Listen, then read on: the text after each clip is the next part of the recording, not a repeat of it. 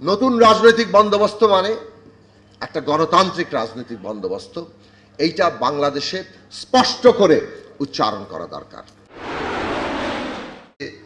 সংবিধান যেটা জনগণের অভিপ্রায়, সেই অভিপ্রায় বদলে ফেলা যায়, অর্থাৎ জনগণের অভিপ্রায়ের ঊর্ধ্বে সংবিধানের একটা অংশ কতিপয় মানুষ তাদের যে স্বার্থ অথবা আকাঙ্ক্ষা সেটাকে স্থাপন করা হয়। সেটারও উপলব্ধি 11 সালেও ঘটেনি, কিন্তু 11 সাল 14 সালে 18 সালে পরিণত যখন হয়েছে তখন সেই জায়গাটা রাজনৈতিক দিক থেকে এসেছিল যে বাংলাদেশে একটা ফ্যাসিস্ট বন্দোবস্ত কায়েম হয়েছে। কাজে আমাদের একটা নতুন জায়গায় যেতে হবে। বন্দোবস্ত শব্দ ব্যবহার করা হোক বা না হোক, একটা গণতান্ত্রিক রাজনৈতিক ব্যবস্থা যে এই দেশে প্রতিষ্ঠা করা ছাড়া আর একটি নির্বাচন সম্ভব না, বাংলাদেশ কোনোভাবেই আর এগোতে পারবে না, সেটা মোটামুটিভাবে রাজনৈতিক অঙ্গনে, বিশেষত বিরোধী রাজনৈতিক অঙ্গনে প্রতিষ্ঠিত হয়েছিল। যে কারণে রাষ্ট্র ব্যবস্থার গণতান্ত্রিক রূপান্তর কিংবা সংস্কার কিংবা মেরামত বিভিন্ন ভাষায় রাজনৈতিক দলগুলো এই জায়গায় এসেছিল যে বাংলাদেশটাকে রাষ্ট্র ব্যবস্থাগতভাবে বদলাতে হবে।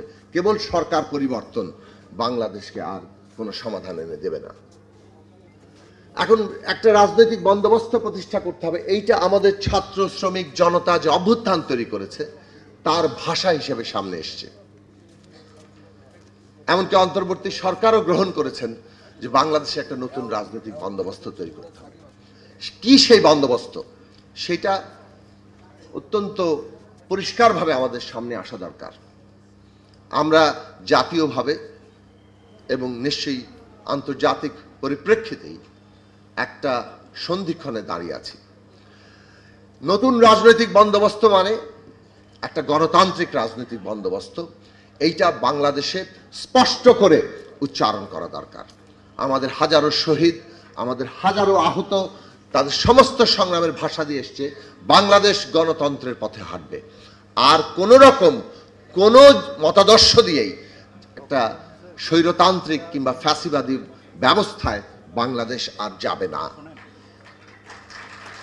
এই জায়গা বটম লাইন পরিষ্কার হওয়া দরকার। দ্বিতীয় বিষয় হচ্ছে, আমরা যখনই একটা বন্দোবস্তের কথা বলছি আসলে মূলত হচ্ছে ক্ষমতাটা কিভাবে চলবে, ক্ষমতার বন্দোবস্ত কি, এইটাই বাংলাদেশের প্রধান রাজনৈতিক বিষয়। বাংলাদেশে কত বড় জায়গায় যেতে পারে সেই কথা আমাদের দেশে এমনকি ফ্যাসিস্টরাও বলেছে। বাংলাদেশ আর কয়েক বছরের মধ্যে $1 ট্রিলিয়ন অর্থনীতি হবে, এমনকি আরো বহু ট্রিলিয়ন ডলারের অর্থনীতি হবে। কিন্তু এই যে এত বড় একটা দেশ অর্থনীতির দিক থেকে, এত বিরাট জনসংখ্যার দিক থেকে, আয়তনে ছোট হলেও এই দেশ এই রাজনৈতিক ব্যবস্থা দিয়ে আর চলতে পারে কিনা,